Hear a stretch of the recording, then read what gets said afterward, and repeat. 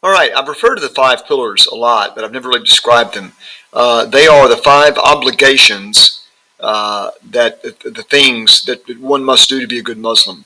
These are 5 things that unite Muslims. All Muslims do this, and that distinguish Islam from other religions. So the first one is the Shahada.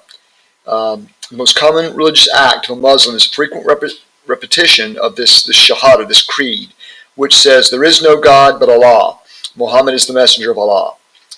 There is no God but God. Muhammad is the messenger of God. So this statement, called the Shahada, is also called the confession of faith. These are the first words a Muslim child hears, likely to be the last words uttered by a dying Muslim. The devout utter this statement as often as possible every day, and the mere utterance of it makes the reciter a Muslim. In other words, all you have to do to convert to Islam is repeat this several times in front of some Muslim witnesses, and boom, you're a Muslim. Next is Salat, daily prayer. In addition to the recitation of the creed, the Muslim is expected to pray 5 times daily. The 5 accepted times for prayer are dawn, midday, mid-afternoon, sunset, and nightfall.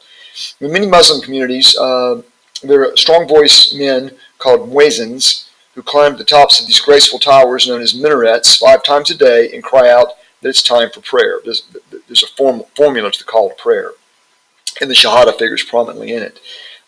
In other communities, the call to prayer is spoken at the entrance to the mosque. Wherever Muslims are, they pause for a prescribed prayer. Before they pray, however, they must wash themselves and be cleansed of any impurities. Mosques are frequently built with facilities for washing the hands, feet, and face before prayer. If water is not available, Muslims may cleanse themselves with sand. That was more the norm historically. Properly cleaned, the worshippers prostrate themselves facing Mecca and offer their prayers. Men and women may not pray together because of the possibility of inappropriate physical contact. More about that later. Prayer in the mosque is limited to men in many Eastern countries. In much of Asia, mosques are divided into male and female sections. Even in America, if there's only one room, generally the men and women will separate. And the Qibla is the direction for Mecca. It means literally direction, and there used to be little compasses, adjustable compasses that told you the Qibla. Now, of course, there's an app for that. Next is almsgiving, or Zakat, which literally means purification. Muslims are expected to share their possessions with the poor, widows, orphans. Alms may also be given to support religious institutions, scholars, students. Charity is obligatory. According to Muslim law, all Muslims are assessed a tax amounting to 2.5% of assets. So Christians often give 10% of their income. Muslims give annually a percentage of their total assets. Because of its emphasis on almsgiving, Islam has never looked upon begging as being dishonorable. Receiving as well as giving alms is considered a source of God's blessing. And the zakat is traditionally paid during the month of Ramadan.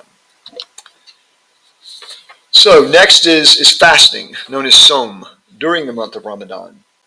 Many religions require fasting in one form or another during the year, but it's usually for a very brief period. Jews, for example, fast on the Day of Atonement, Yom Kippur.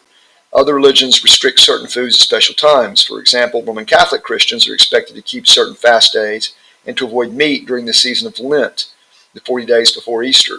Islam, however, requires the longest and most stringent fast. Every year during the month of Ramadan, Muslims are expected to abstain from eating, drinking, smoking, and sex during daylight hours. The fast is kept in remembrance of the month when the Prophet first received his revelation.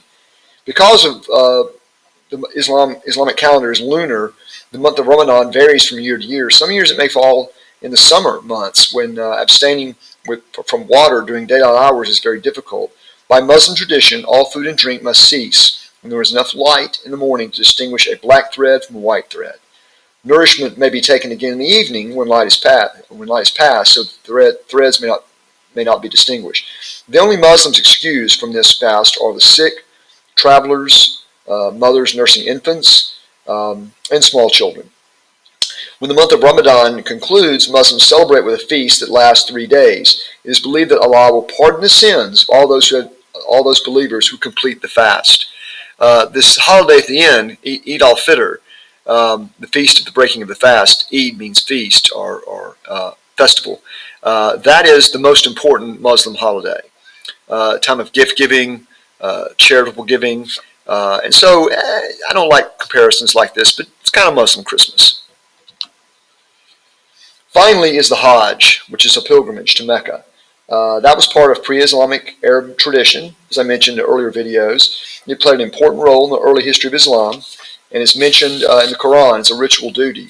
Prophet Muhammad purged the Kaaba of idols and, according to Muslim tradition, reestablished it as a shrine dedicated to the one God. Remind me later. Every Muslim who can afford the trip should make the pilgrimage to Mecca once in his or her lifetime. The pilgrimage takes place during a special month in the Muslim calendar called the al-Hijjah. During this month, pilgrims from all over the world arrive at Mecca. The poor sometimes use their life savings to make the trip. Before the advent of air travel, the elderly and the ill began the long journey with little hope of returning home. But no devout Muslim could ask for more blessed way to die than to die on the Hajj to Mecca. Outside of Mecca, the pilgrims must leave whatever mode of transportation they used for the journey and walk the rest of the way. They must be clad in simple pilgrim's garments with no head covering, even for women who wear face coverings normally, and only the briefest of sandals, so that the rich and poor cannot be distinguished by their apparel. Everyone is equal in the Hajj. During most of the Hajj, pilgrims must abstain from food and drink during the daylight hours, must abstain from sex, and must not cut their hair or nails. During the days of pilgrimage, visitors to Mecca visit the Zamzam well, which is means literally bubbling, which is believed to have been established by Hagar and Ishmael. They make 7 trips around the Kaaba and kiss the sacred black stone. They offer a sacrifice of a sheep or a goat on the 10th day of the Hajj to commemorate Abraham's willingness to sacrifice even his own son to obey God's command. After these duties, they may visit Medina to pay respect to the grave of the Prophet Muhammad and to visit his mosque, the Al-Aqsa, the Al-Masjid, Al-Nabi, the Prophet's mosque. When pilgrims return home, they must have the title. They may have the title Haji attached to their name, so all the world will know they have fulfilled this religious obligation. This feast at the end of the Hajj, which Muslims all over the world celebrate, not just those on the Hajj. The Hajj is a fixed time of the year. Eid al-Adha, the Feast of the Sacrifice, is I would say the second most important Muslim holiday. And those are the 5 pillars.